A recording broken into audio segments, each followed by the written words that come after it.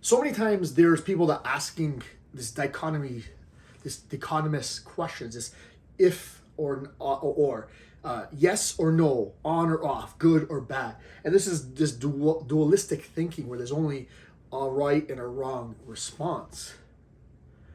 And sometimes the question begs the answer, do both.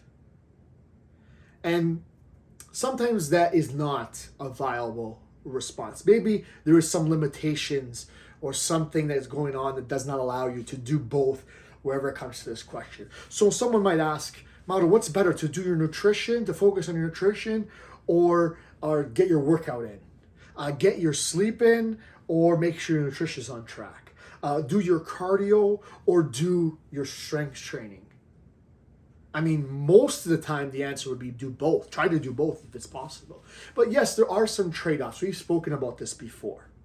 So if we take this cardio versus resistance training conversation, this question that often comes up, which one is better to do? The answer is do both. But if you can't, at least do the strength training, because there is some benefits garnered from lifting weights, from being functional, mind-muscle connection, all these things that you don't necessarily get from the cardio. And assuming that you're already getting enough activity throughout the day, let's assume you're getting some baseline number of steps, let's say 7,000 steps per day, then the strength training is going to better benefit you in the end. So do both if you can. But if you can't do both, at least do one. Because sometimes people, it's like, okay, I can't do both, so I don't do anything. I can't look at my nutrition or work out today. I can't do both, sorry, so I'm going to do neither. That's never the answer. The answer is both, if not nutrition. Both, if not resistance training. Both, if not sleep. It's important that you hit as many of these big rocks as possible. So that's why the answer is do both when you're having this dichotomous question. But if you can't do both, at least go through this hierarchy to make the most important things.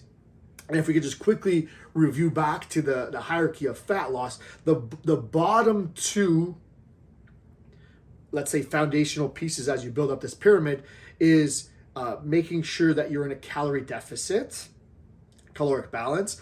And the second level up is making sure you're in a calorie deficit.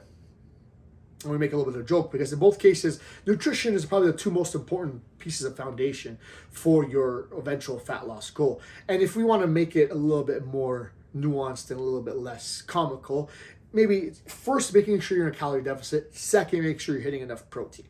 And then as you go up from there, resistance training, high intensity resistance training, and then low intensity resistance training. And then above that becomes low intensity cardio. And then above that is walking, maybe just walk around the park. So these are the levels that it influences your goal. So if you can't do all, start from the bottom and build up. Go through the hierarchy. And we've talked about that in the past. But usually when somebody's asking me a question, is it better to do this or that? The answer is do both. But if you can't do both, at least look at that hierarchy. Let's find that at least do one of them and not just override and write everything off in the interim.